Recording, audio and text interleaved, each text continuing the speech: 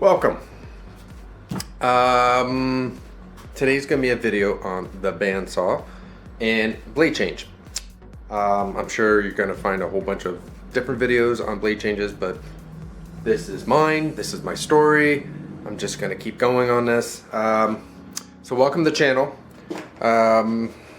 Hope you guys enjoy the video.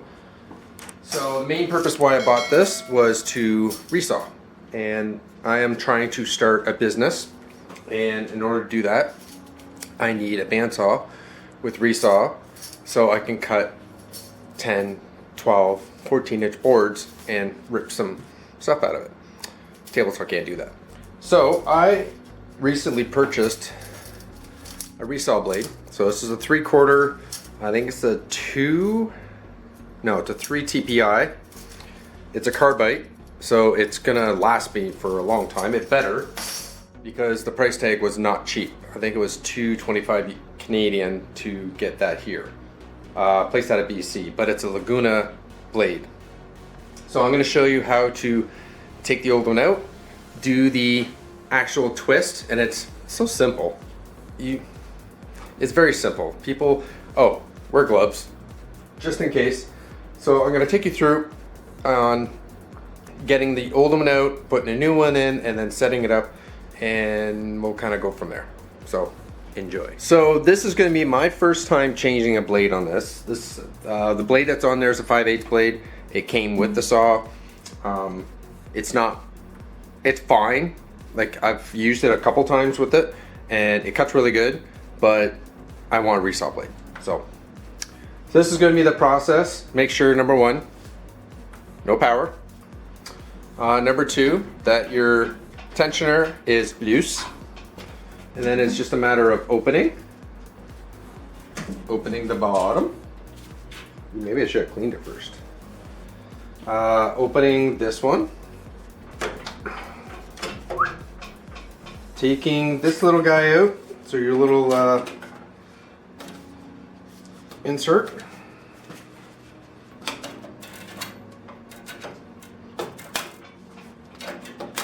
There we go. Taking your insert out. Taking this pin out. This is your leveling pin. Can't get the blade out with that in. Backing off all your guides, top and bottom. So take them and just back them right off. All three of them on the top. All three of them on the bottom.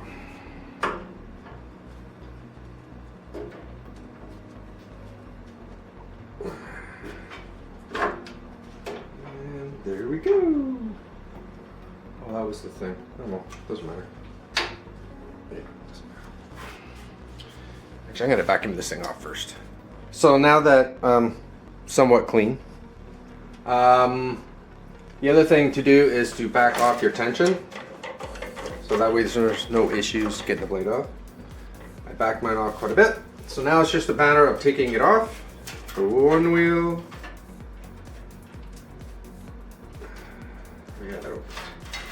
And then you just finagle it out. Break that open.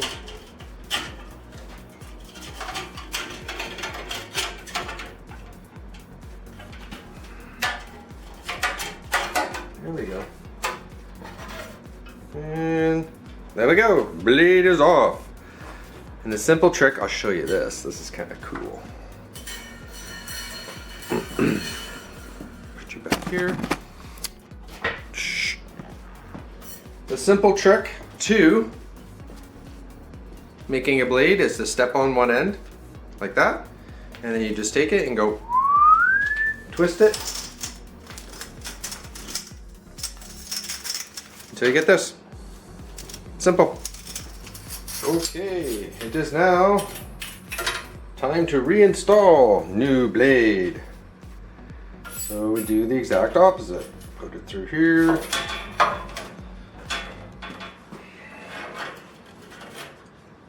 There, through there.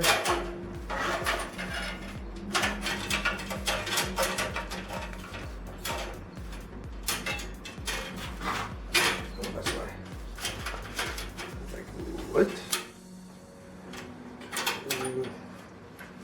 Right. So we have a blade on. So now we need to get some tension on it. Get a little bit of tension, and then we'll start setting it up.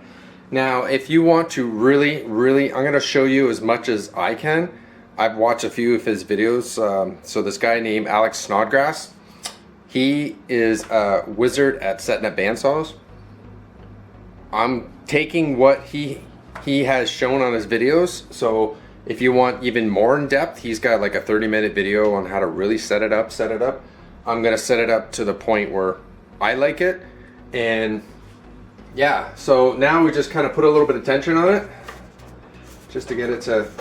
Oh, the other thing is the way I'm going to set mine up. I have a 3/4 blade, and it's going to be sitting, let's go up here.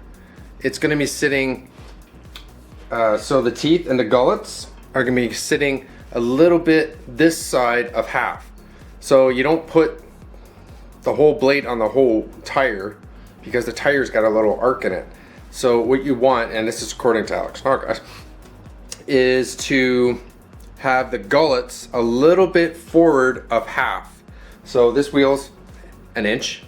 So I'm gonna have it so that the gullets are a little bit forward of half. A little bit's gonna be sticking off the back of the belt, or off the back of the wheel, which is fine. But that's where you want it. So that way there's some support on those teeth. So when it goes through, well, I'm not gonna explain it all. He can explain it really good. So yeah, so now I'm gonna get it to the point where I'm gonna be happy with the tension. So I'm gonna put tension on it and then readjust it and see how that runs and kind of play with that. I had to spend a little bit of time to get this. Well, I actually had to read a little bit because I forgot how to readjust everything. Because this is a bigger blade, the way I had it set up on the other one, I was only a 5/8 blade. It's only 1/8 of an inch, but it still does make a difference.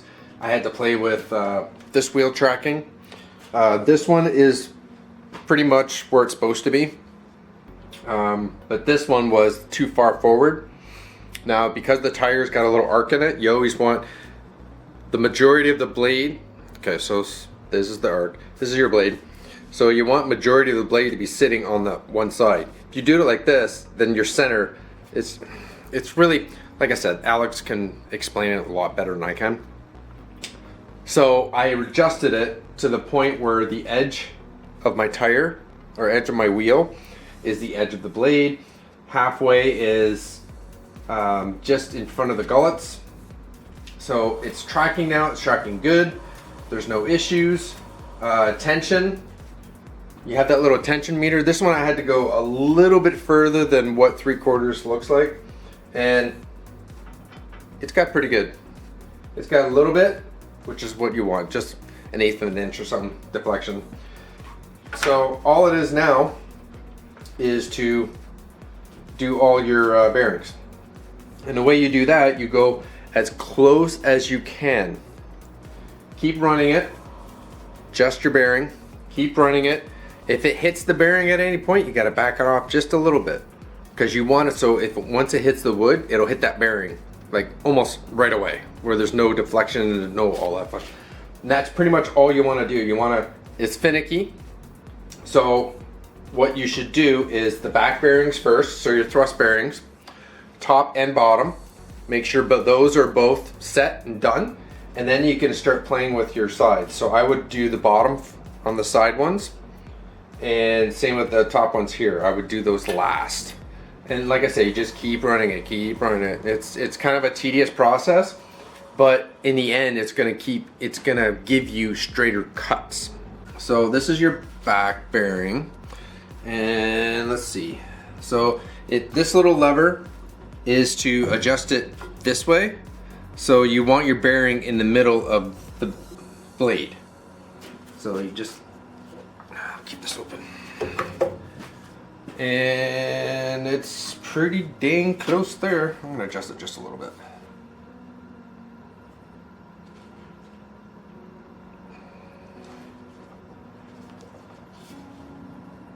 Okay, and then let's just adjust this one. Where's the push on it? Oh yeah, there. You adjust it so you're almost hitting. That can go a little closer. It's not even touching anything yet. Actually, that's pretty dang good.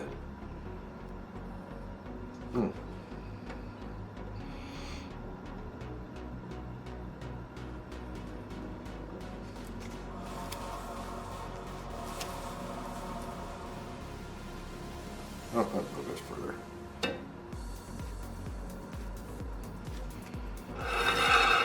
See, that's too close. You can hear the bearing. It's gonna premature wear your bearings out.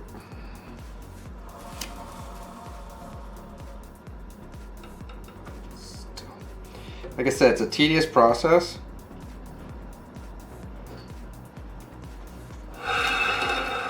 It's too close.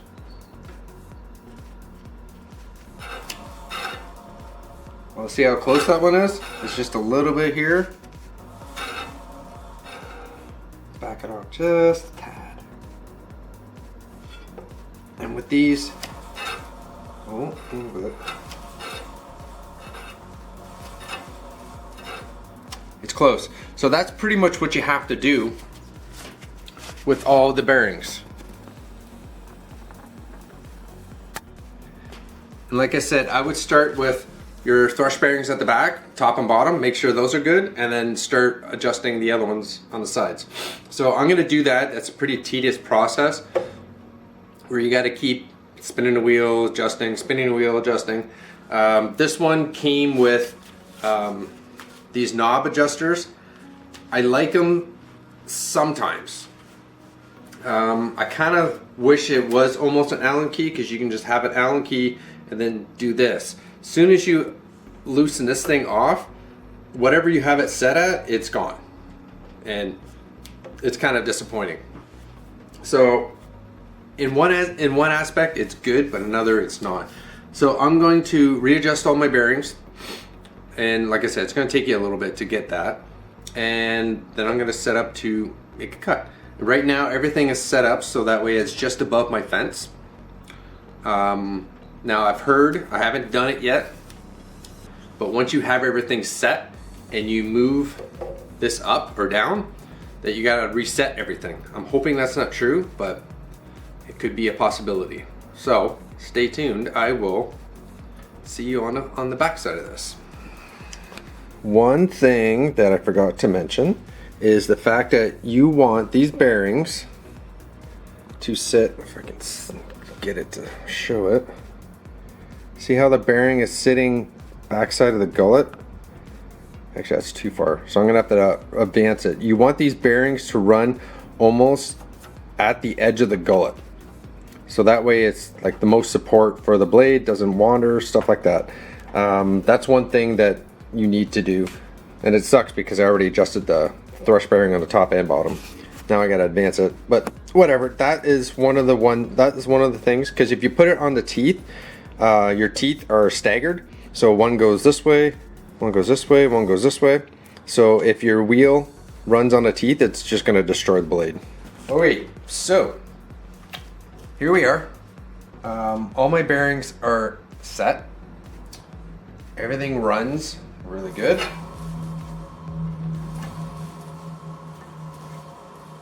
And the way that you see, that you tell, hold on, if everything's running good. So you take a look at your back bearing, you put a little bit of pressure. Oh, whoa. You put a little bit of pressure here. You want everything to run so as close as you can without touching. That's the whole premise of this. So blade is set. I'm gonna run it. I'm gonna make sure everything's gonna track right. And I'm gonna show you some cuts. See how clean this cut is. So stay tuned. So I did quite a bit of cutting just because I wanted to see how this was going to work. Oh my God. That is nice. It is so easy. You barely have to push. The blade just kind of chomps it up like it's butter. So that's the benefits of having a carbide tip for a resaw opposed to anything else. So that's how you change a blade. Like I said, this blade's going to stay in probably the majority of the life unless I get into something else. Right now it's cutting boards, trying to get the business set up, trying to get everything. So I keep running into roadblocks. Another roadblock that I'm running into is storage, power, dust collection. It's just an ongoing list. I will do a separate video on what is happening with that, what's happening with the channel, stuff like that. I have been posting more, which is good. I've had the time. So changing a blade in this is not hard. It's quite easy. Just need a little bit of time just to get everything set up right. And like I said, as long as you, if you want some really in-depth stuff, go and see Alex Snodgrass. He wizard, hands down wizard. I'll leave a link to that video in the bottom. So like, subscribe, leave me a comment. Yeah, that's pretty much it. So hope everyone's good. Hope you have a good day, and I'll see you next time. Bye for now.